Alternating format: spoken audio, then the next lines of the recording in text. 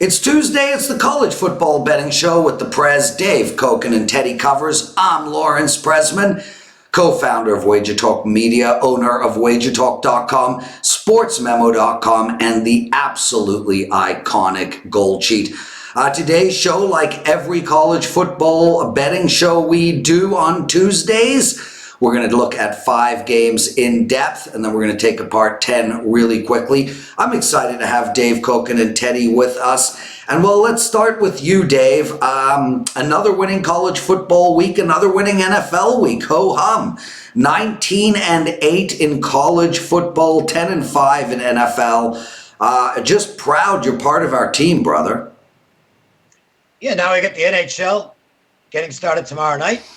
Major League Baseball playoffs and lots of football. So pretty good time to be a sports bettor. Yeah, well, I guess and a great time to segue into your promo. Dave is rolling in baseball. Dave kills it in hockey. And as you can see with his 29-13 football record, he's killing it in both footballs as well. Get $100 off of 30 days of his plays. The regular price is $325. For you guys, it's $225. That's $100 off. Use the promo code Cokin 225. Teddy Covers, no promo for you today, dude. You're just outselling everybody. It's like we should rename Wager Talk Teddy Covers Show. What's going on, my friend? Yeah, I had a great start. I had a lousy weekend, though. September overall was profitable. We made money. We were running really good. But unfortunately, this last weekend was not one of my better performances. And what do you do when that happens, Prez? You know what I do. I've been doing this for 22 years.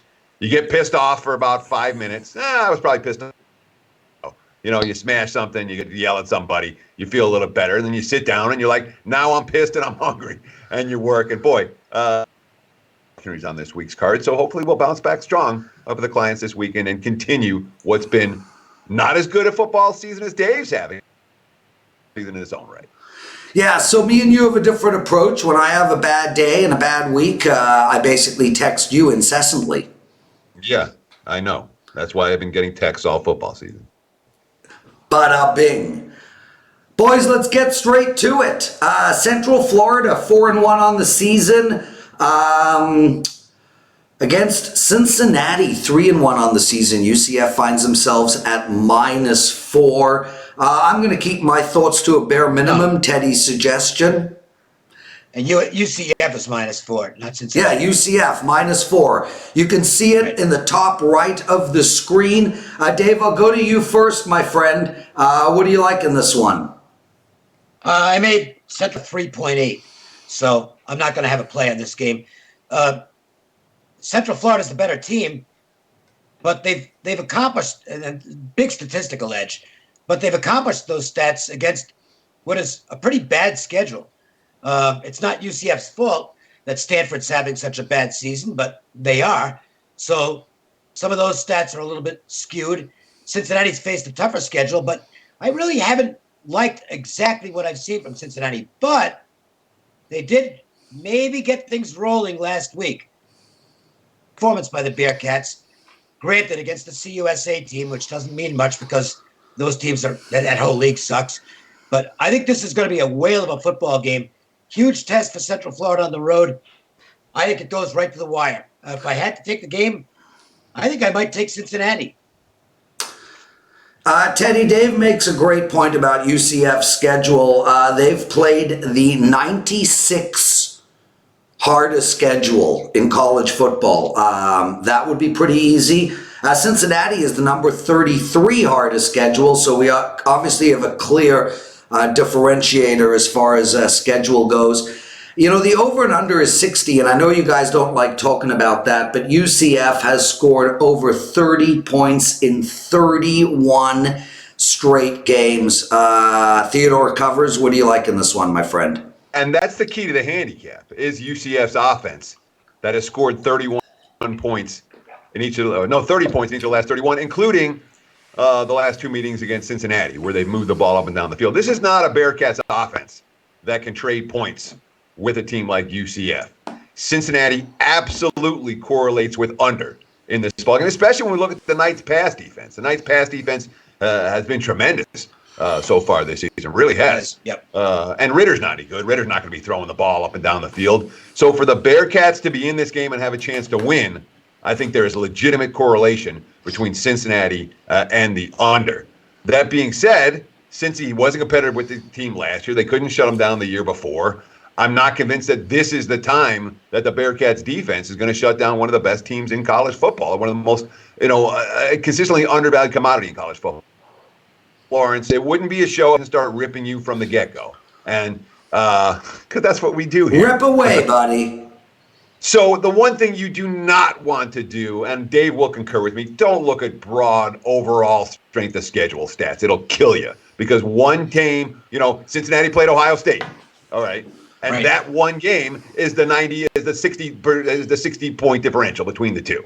So you have to look at it game by game. How do they do stepping up in class? How do they do stepping down in class? When you're starting to look at an overall SOS, I'm telling you, in my opinion, it will do nothing but get you in trouble. When you're looking for shortcuts in college football, and many people do because there's so much to do, that's a shortcut people take. I think that's a shortcut that will hurt you more than it'll help you. He's Teddy Covers. You can find him at sportsmemo.com and at wagertalk.com. And, of course, the legend himself, Dave Cokin. And you can find him at wagertalk.com. We're going to keep this show commercial free, and I'll just sort of give out the promos during the show. Dave, we're going to talk Baylor. But before that, everybody wants to know any real quick thoughts, because you are the baseball guru, on what's coming up over the next few days? I just go game by game, and tonight's game, but everything works different in the playoffs. So, as an example, tonight's game between Milwaukee and Washington, first glance, that's a big price for the Brewers to be getting. And outside of the final weekend in Colorado, they played really well, even with Yelich out. But Yelich is out. Braun is compromised. Kane is compromised. Moustakas is compromised. And the one thing everybody keeps talking about is the Nationals bullpen, which sucks. But here's the problem. In tonight's game, their bullpen is very likely to consist of Steven Strasburg and Patrick Corbin. This is a one and done. Yeah. So don't handicap the game like a regular season game where you get a big edge in the bullpen with the Brewers, because I don't think you have a big edge in the bullpen with the Brewers if Dave Martinez does what he probably is going to do as far as backing up Scherzer. So that took me from possibly taking a big price with the Brewers to getting out of the game. As for tomorrow, we don't know who Seattle.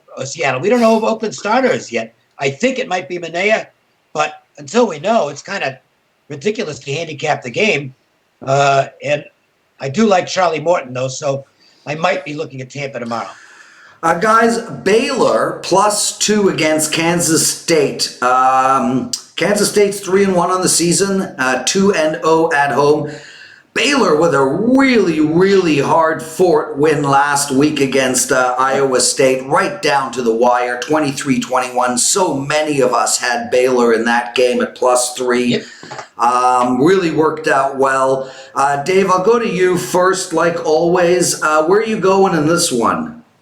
Yeah, look, this is now a tough spot for Baylor because they're off a really good win against Iowa State. And it was a crazy game because they led 20-0 in the fourth quarter with 8 minutes to go or something. And this looks like a piece of cake.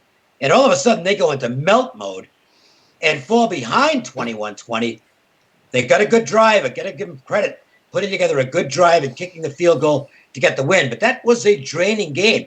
And now they're going to Kansas State with the Wildcats coming off their first loss of the season. They're going to be motivated to get back in the win column. I think the spot favors Kansas State, but you're not getting much in the way of value. I made Baylor -3 in the game. They are minus. I did make Kansas State -3 in the game. They're -2. I like getting a little more value than that. I don't completely trust the Wildcats yet. But if I had to play it, I would take Kansas State here. Theodore, when are you going to get some stylish headphones? When are you going? Okay, so we're talking about making the You're like, hey, we got to make it tighter. First thing you do is ask a baseball question about games that'll be already played by the time people listen. Then you start giving me grief about what, my stylish headphones? No, did I put a little earbud in my ear? It's fine. And the only reason I do that is because your audio stuff is so weak, it doesn't seem to work when I don't have that in my ear. So, you feel better? Keep ripping. You feel better? Let's see if we can get this show. Let's extend it out now, right? You feel better? And please ask me questions about stuff that it's already going to be done by the time people are listening. I think that's the best way to get more listeners and viewers for our podcast. Okay, Toronto Maple Leafs playing Ottawa tomorrow night. I like the Leafs -1.5. I think they beat their crosstown rivals. Teddy, what do you like in this game, brother? So I was dead wrong about Kansas State last week. I thought they were going to be competitive against Oklahoma State, and they were not. And it was the type of loss where, I mean, they did nothing. There was no hope. They were the wrong side from the opening kick, and it never got any better. And you say, all right, well, maybe it was the weather delay. It's not a good offense for K-State. It's very much a work-in-progress offense, which is what you expect from a first-year head coach, and especially in a hostile environment against a solid D. And Baylor's defense, man, I mean, I understand it's their first road game. And I understand from a spot standpoint, Baylor off the big win, K-State off the bad loss. It is clearly a Kansas State spot. But better defense catching points sometimes might intrigue you. And I think Baylor has the better of these two defenses, despite their fourth quarter problems last week. Yeah, and Dave, I like the under in this game. 50, I think, is the number. And, Baylor's not putting up a ton of points. Nor is K-State. Well, K-State did in the 3 previous games, but like Teddy said, Baylor's defense looks good. I think this game is going to be in the 40s. Do you have any thoughts on that? I don't know why you keep asking me about totals. Because I want to bug you. Because am not good at totals. Therefore, I don't bet them, and I don't even look at them. Because why would I waste time on something? It's like the NBA. I can't beat the NBA. So you know what? I don't do the NBA anymore. I do stuff I can win at. And I don't win at college football totals or NFL or any totals. I don't like them. So why do I ask you? I'll tell you why I ask you, Dave. I don't know. To waste more goddamn time. You already know that. You already know this. Dave, the comments on YouTube, they just love your honest crankiness, and I have to bring that out in you. Honest crankiness. In 32 minutes, I'm leaving whether we're done or not. Because I have to go someplace. -3.5 for Michigan against Iowa. Go. Good. I made the number Michigan -6. I don't trust my number, and I'm not putting any stock into what Michigan did last week physically. Mentally, I will, in that they really needed to crush somebody. They found the perfect opponent in Rutgers, which can't play at all, and fired their coach and never had a chance there anyway. And by the way, whoever takes that job, good luck.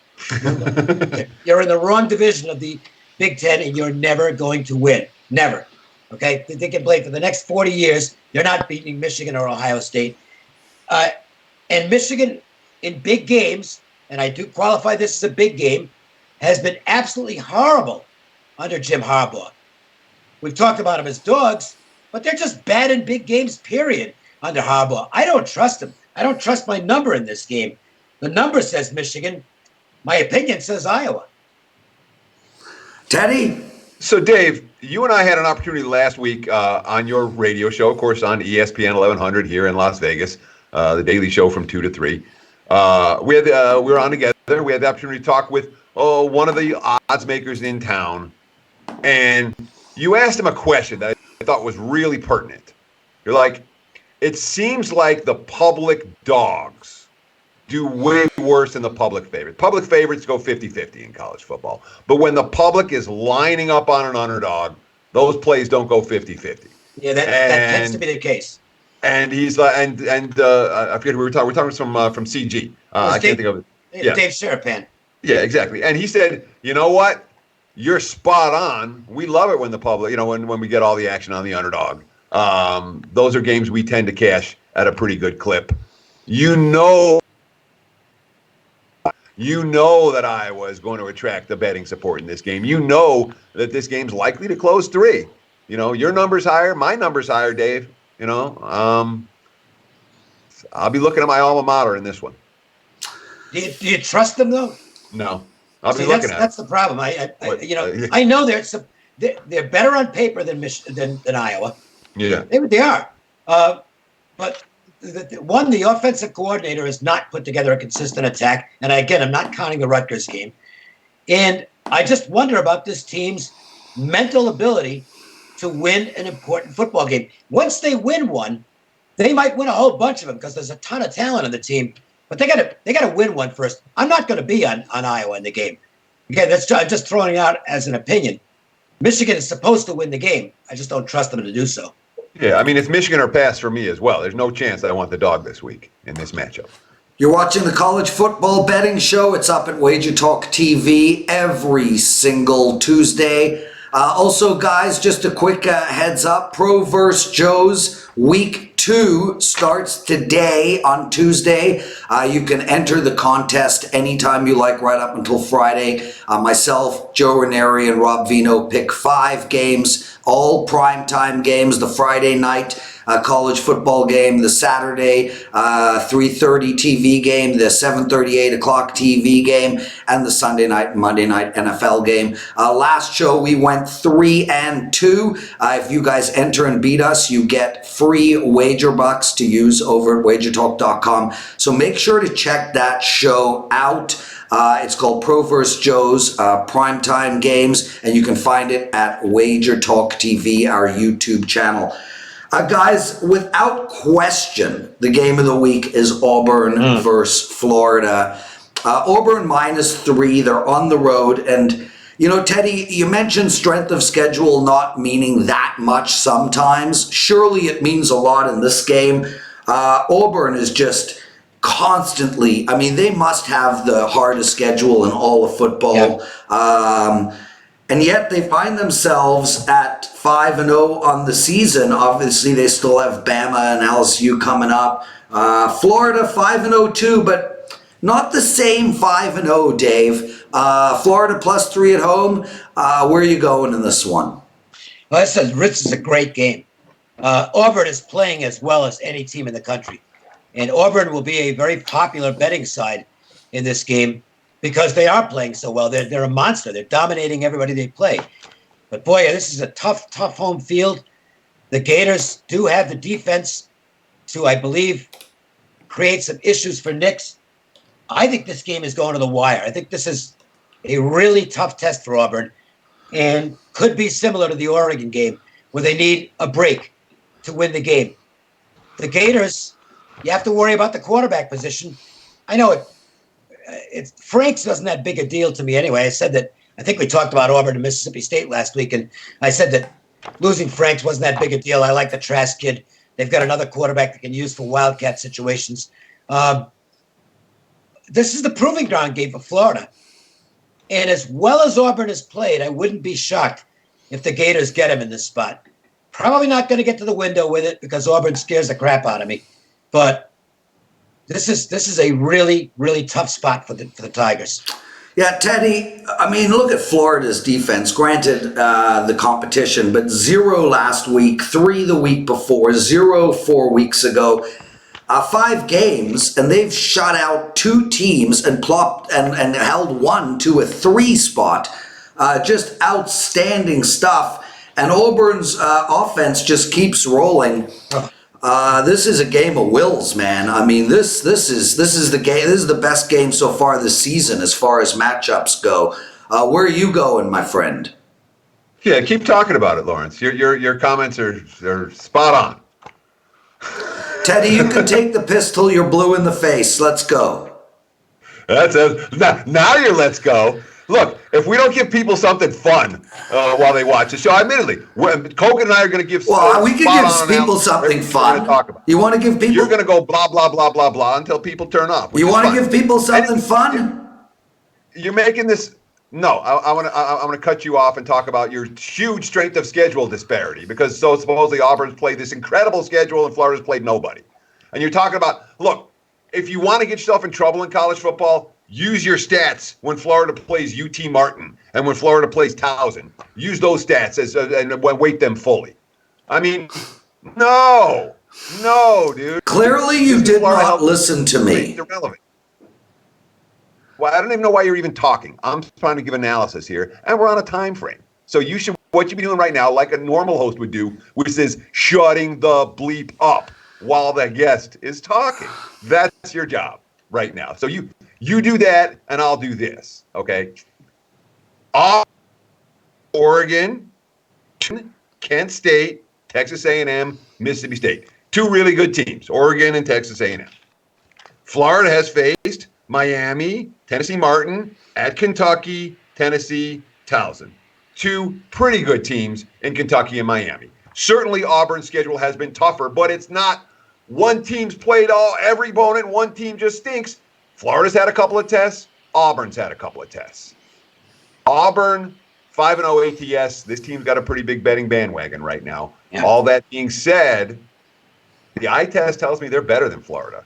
And the eye test tells me that Auburn's starting quarterback, even as a freshman, is better than Florida's backup QB. I think they merit the -3 here. I would only look at the Tigers, and certainly this has the feel of a game that's going to be relatively low scoring. Listen, for the sake of entertainment, I will take your abuse.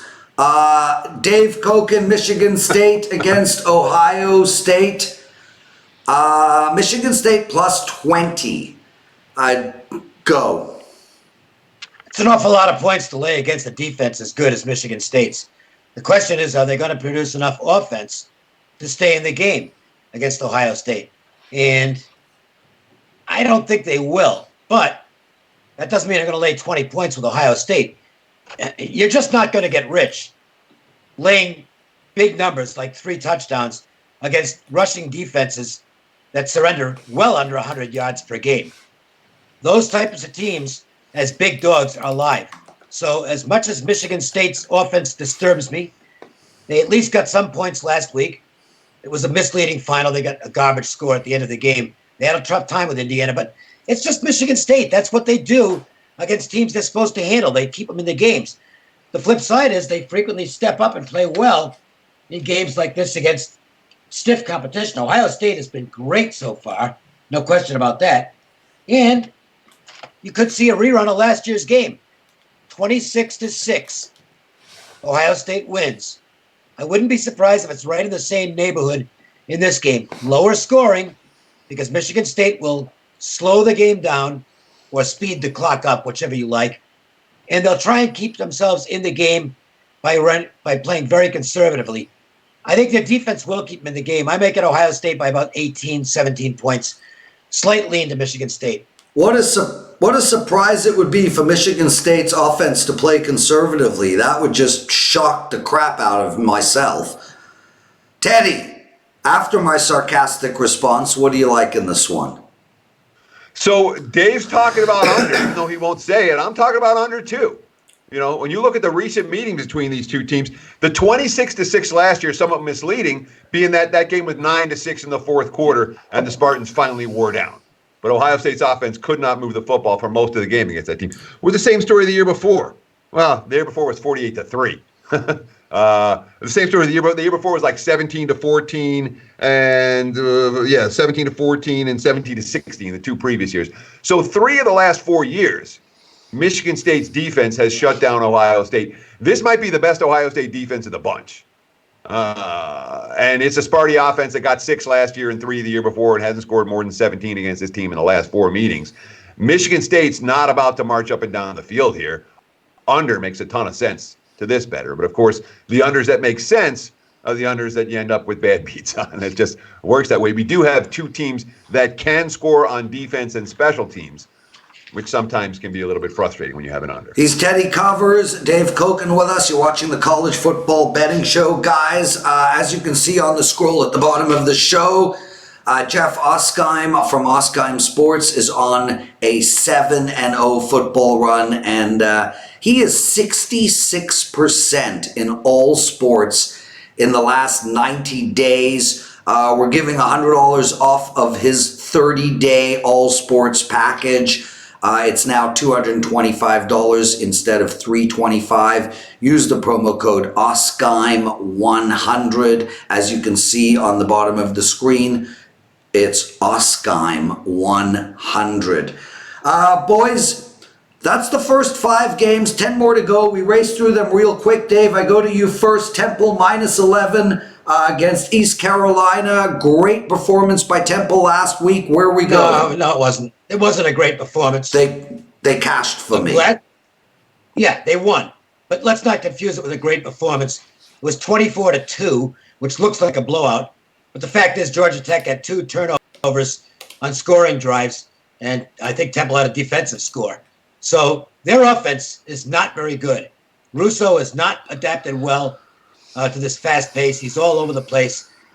They're going to beat East Carolina in all likelihood. The Pirates can't play a lick. They've got a new coach, and quite frankly, they're a bit of a disappointment so far. I thought East Carolina might be better than they are. I lean to Temple because East Carolina hasn't shown anything, but I don't trust Temple at all offensively. Teddy? See, East Carolina surprised me a little bit, Dave. You know, they surprised me last week at Old Dominion, and I thought the number was short, and then the performance was good. The second, I mean, again, the week before you're playing FCS foes, but... Well, I was going to throw in one thing. I thought Old Dominion was in a horrible spot last week, coming off that tremendous effort against Virginia. Sure, and the way that they lost that game, leading 17-0 and then giving up 28 unanswered, it certainly wasn't a great spot for ODU. That being said, do you think they went into Virginia going, yeah, we're going to beat this team?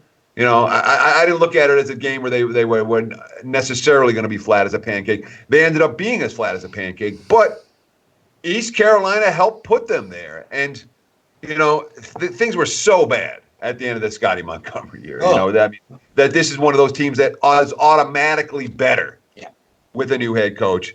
I think there's a little bit. I mean, my number doesn't love it, but I think there's a little bit of value here with the Pirates.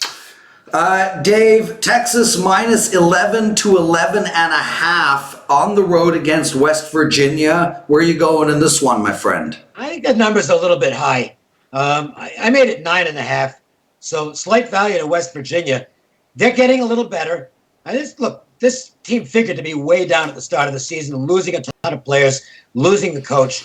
And they played like it, but they are starting to show some life. It's still a good, tough home stadium, and the Longhorns are still very susceptible on defense. I would not be surprised if West Virginia gives them a ball game here. Teddy? And let's not forget what happened last year with West Virginia. And again, that was Will Greer, you know, and who's playing on Sundays now. But Texas defense could not stop the Mountaineer offense throughout the course of that contest. They certainly didn't stop in the fourth quarter when West Virginia marched down the field, put the ball in the end zone, and then went for 2 for the win, which they got. To me, the number seems a little bit high. I'm with Dave. The value here is on the home dog. Not one that I'm excited about. Guys, Army is hosting Tulane. -3 for Tulane on the road. A very low total. Dave Cokin. This game will go by quickly. This might be one of those old-fashioned 3-hour games because both teams are going to run the ball a lot. I think Army's the right side in the game. It's a bigger game to me. It's a bigger game for them than it is to Tulane, because Tulane this year thinks they're going to battle for something in their conference, and Army, of course, is not in a conference. And I made Army -1 in this game, so I see value on the Cadets. Theodore covers. Yeah, question about Army starting quarterback this week, Kelvin Hawkins. He has been upgraded to probable. He's going to play. Yep. There were 3.5s out there. The 3.5s have all been bought. One of those, the 3.5s that was bought, is in my pocket. Teddy, your backdrop. Did you take a picture and then print it? How did that? I mean, it's very nice. So I have a friend who's a professional photographer who had who took a professional photograph. It's not something I could snap on my cell phone.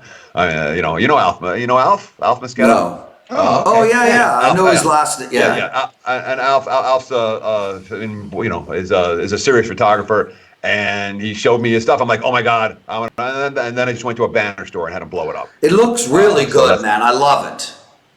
Thank you. Is that a compliment? Teddy, I have not insulted you yet, nor will I, because I have deep, deep love for you. Seven not age well. 7 games, 15 minutes. Miami, guys. Florida, -13.5 against Virginia Tech. Go. I wouldn't bet Virginia Tech.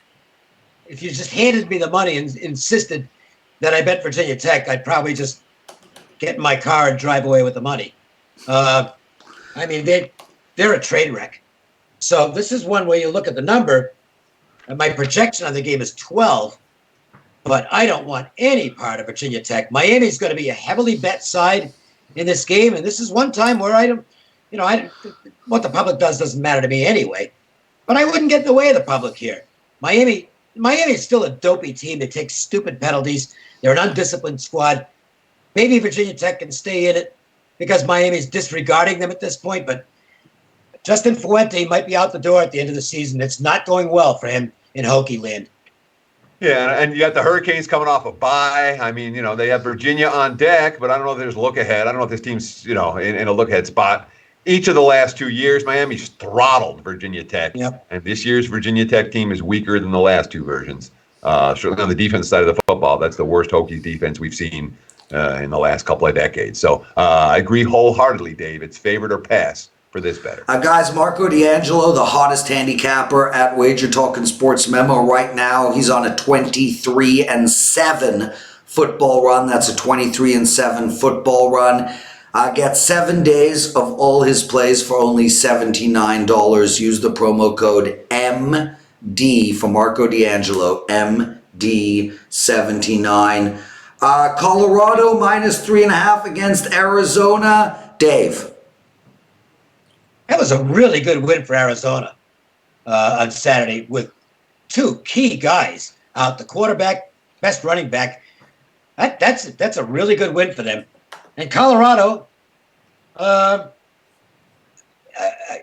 than they were last year. The coach is definitely making a difference. They might be in the right spot here, but because we don't know exactly what the situation is with some Arizona personnel, it's a pass for me for now. I'll tell you what my number is on the game with the guys healthy for Arizona. I make Colorado 2.5. If they're not healthy, then obviously you can adjust to that, and you might want to be on Colorado. Teddy? Yeah, I mean, in theory, it's the Colorado spot with Arizona coming off the barn burner and the Buffs coming off the bye. And we start to look at that Colorado injury report, though. The team is supposed to be healthy off a bye, and this team is not healthy off a bye. Chanot. I mean, if there's one guy that the Buffs have to have on the field, if I'm betting Colorado game, it's Laviska Chanot, because he's the guy that makes their offense work. When he's not on the field, they don't move the football. So that's an injury worth paying attention to. The latest report that I read has him listed as question. Dave, Washington -15 against Stanford. 52 is the total. Talk to me. Look, it's just not going well for Stanford. They're not a good team. Costello's been hurt. But that's a ton of points for Washington to be laying on the road. I think Stanford will find a way to hang in this game. It won't be on my card, but slight value is on the Stanford side. I made the number 12. Teddy? So I went back and did a study a few years ago, and I was looking at the very best teams in college football against the spread. Who are the teams that go 9-3 ATS, 10-2 ATS? I think they had to finish 67% or better.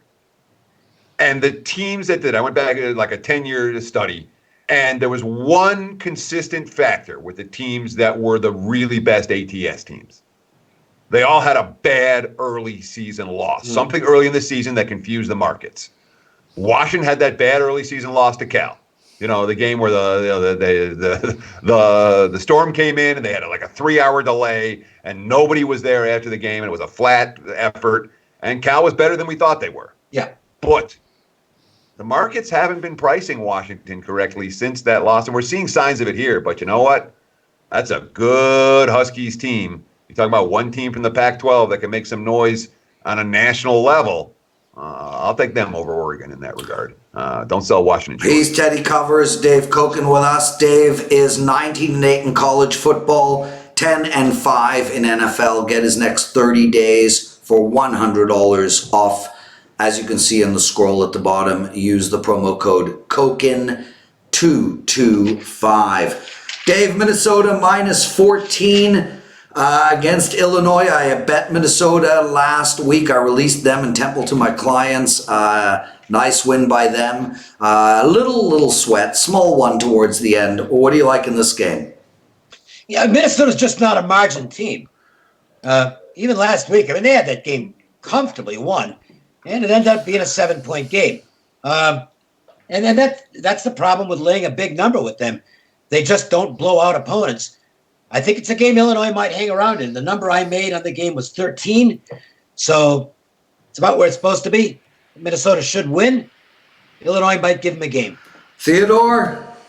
So the last 2 years, 2 years ago, Minnesota's the exact same point spread at home against Illinois, 13.5, and they win the game 24-17 by a touchdown.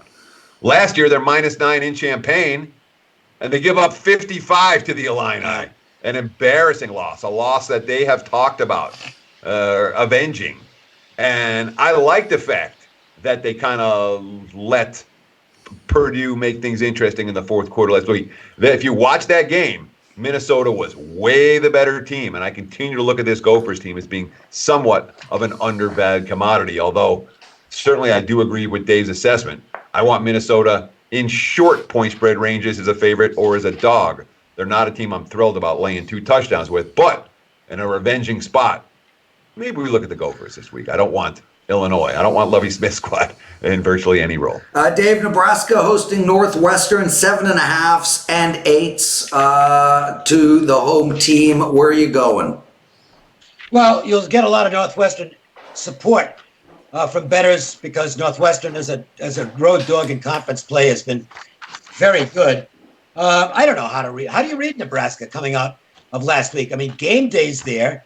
It's a really big event, and they get the crap knocked out of them by Ohio State. Never in the football game. That's a tough rebound. Northwestern's going to be right there at the end of this game. I like Nebraska to win. Don't necessarily like them to cover. Teddy? Nebraska did cover. So I was trying to remember what game Nebraska covered. They covered against Northern Illinois. Northern Illinois, yeah. Yeah. And they needed a good fourth quarter to do it. Yeah, they've been money losers, consistent money losers. I'm not convinced they bounce back well either. But Northwestern's offense, let's call it what it is. That offense is not. It's getting worse. It really is. I cashed a ticket with the Wildcats last week, and it was ugly as it gets. When your offense is giving up more points than they're scoring, 2 defensive touchdowns for Wisconsin in that game, that's a problem. I'm sure Northwest will be a popular dog this week, but I cashed my ticket with them last week, and I'm not going to give that money back here. Air Force on the road playing Navy. Air Force is -3, Dave. Navy squandered a chance to beat Memphis last week. I'm glad they did because I was on Memphis. But Navy's up 6 at the half in that game, and they really should have been up 20 because Memphis played just an awful first half. Got a special teams touchdown and managed to get a turnover that was key. And then the second half, Memphis, just too much talent. Plus, the Navy quarterback hurt his shoulder. They eventually had to take him out of the game because he was throwing the ball about 20 miles an hour. And Navy just hasn't been able to win games like this under this coach. Air Force is playing good football. I think Air Force is going to win this game. It's going to be a battle, though. And I don't know that I want to lay points with Air Force in this spot. I think it's going to be close. Falcons find a way to squeeze it out. Teddy? I mean, Navy's 1 win in their last 6 tries against fellow service academies. Army's gotten better than they are, and Air Force is better than they are. It was 35-7 last year. And the Middy's quarterback is hurt. He ain't healthy. That's why this line's been pounded already today. Yeah. There were 2.5s out there. Now it's 3.5. It's only going up. I agree, Dave. Air Force is the better of these 2 teams. Last game of the day, boys. TCU +4 on the road playing Iowa State. Dave, talk to me. So Max Duggan is the story here for TCU. He's now their starting quarterback.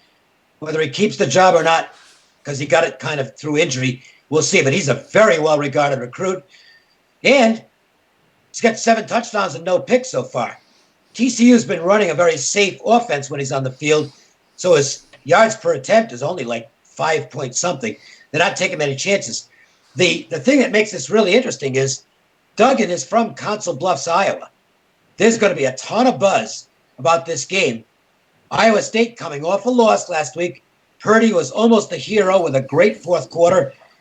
The Cyclones can't afford another big game loss. They've got 2 losses already. If they want to be playing in an important bowl game at the end of the year, they need to win a game like this. I think they're the right side in this game. I think TCU, a true freshman quarterback, as talented as he is, going into his home area, a lot of pressure, and I think you'll make a mistake or two in this game. I like Iowa State. Teddy? Yeah, and after this, the Cyclones on the road the next 2 weeks. Yeah. I mean, this is a big game for Iowa State, no question about it. And, of course, we've seen Matt Campbell go 3-0 against the spread against Gary Patterson in the 3 meetings over the last 2 years. Of course, the difference between those meetings and this meetings is that Iowa State was +7 or higher in all 3 of those games. You know, they lost by 21. They were plus 24.5. That's where these programs were 3 years ago. So we're seeing a pretty dramatic point spread swing towards Iowa State this year that, based on where these programs have been in recent years. And, I mean, have you seen anything about TCU that says sell? Because I haven't seen anything on TCU that says sell to me. I think the price is a little high for Iowa State. I like the spot, but I won't lay more than a field goal here. He's Teddy Covers, Dave Cokin. This is the College Football Betting Show. You can see it every single Tuesday, Wednesday, Thursday, Friday, Saturday, and every other day over at WagerTalk TV, our YouTube channel. Dave, you needed to leave? We made it. Get out of here, boys. I'll finish the show alone. I'm the Prez, everybody. Thanks so much for watching the College Football Betting Show. Make sure to remember to watch Pros vs. Joe's Primetime Edition. We had over 100 people enter the contest against us. A bunch of them won a lot of free wager bucks. We went 3-2 yesterday. 3-2 on the last show. So make sure to check that out at WagerTalk TV. YouTube channel. Also, make sure to check out the NFL Presidential Address. Ralph Michaels and myself, we tape on Wednesdays. Next College Football Betting Show will likely be taped next Wednesday. I haven't even told Dave and Teddy that. I will be traveling on Tuesday, but I will try to maybe get it done late on Tuesday night. Other than that, the promo codes are really simple. Cokin 225, $225 for 30 days of all of his plays. Oskheim 100, that's also $225 for all of Jeff Oskheim's plays. And MD 79, that's $79 for Marco D'Angelo's next 7 days of plays. I'm the Prez. I absolutely love your comments and posts on our YouTube shows. I like the negative ones. I like the positive ones. I like the interaction that we have. I read them all and I comment on most, especially earlier on in the week where I'm not like deeply busy getting ready for college football and NFL. Thanks so much for watching, and we will see you next week.